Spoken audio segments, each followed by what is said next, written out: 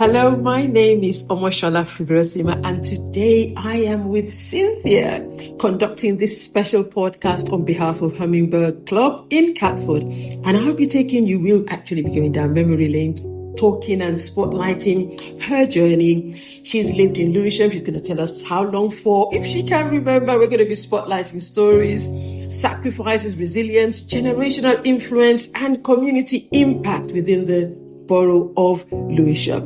And we will be highlighting the Windrush as we go along. So you are very much welcome. Thank you for joining me today. Thank you. Great. So if you don't mind introducing yourself, we're talking about your journey in Lewisham, the highs, the lows, the excitement, a little bit about you, and then I'll delve into some other questions. Okay, my name is Cynthia Gaynor Bailey, and I have lived in Lewisham for over 50 years. Wow. So that's a very long time. Lived in Lewisham. I worked in Lewisham for a long time, for the Lewisham Council as well. Okay, well, we're gonna unpack all of that. 50 years. You must have seen so much evolve over that period of time. But I want to take you back to the very early years, how far you can remember. What was Lewisham like for you then? And then we'll look at what has changed since then. What was it like growing up here in Lewisham? Well, I moved to Lewisham as a teenager. Okay. And I moved from Southwark, where my mother lived, until her passing.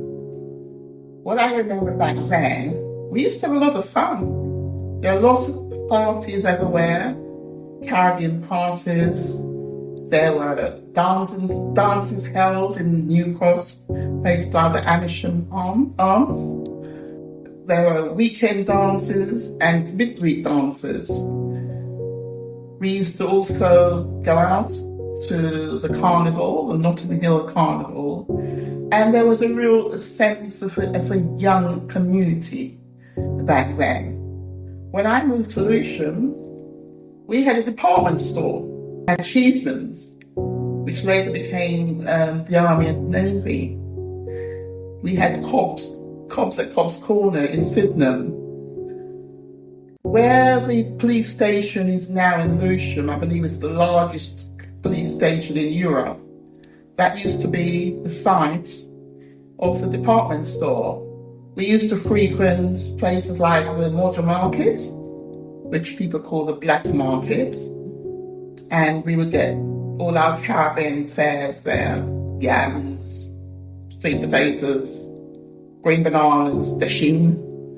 So that was a real community hub as well. I think in Lewisham, we mixed very well, I would say, as a community. Like I said, I actually worked for Lewisham Council for many, many, many years. When I first went, I was a welfare rights officer. And as time went on, with changes, I went abroad and lived in Botswana for a year, for instance. When I came back, that post was cut.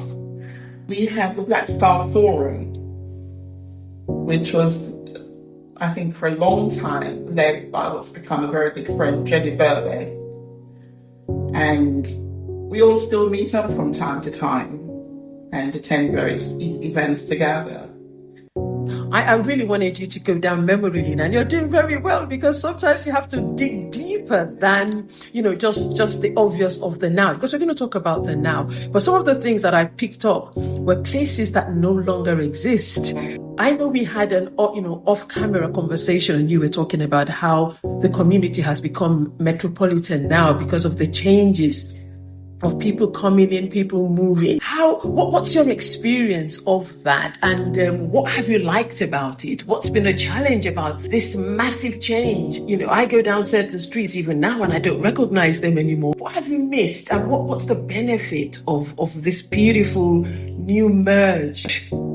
Yes, we are very cosmopolitan. It reflects London as a whole. When I first moved to Lewisham, there was obviously the white community. That's still the largest community, obviously. And then I think the next larger community was the Caribbean community. And And I think that's now changed or on the cusp of changing. We didn't have a big West African community back then, but we do now. We also have a large Turkish community and various people that have moved in, such as asylum seekers. We saw various restaurants set up to reflect the people who are now living in Lewisham. And it's nice, and it's become a melting pot.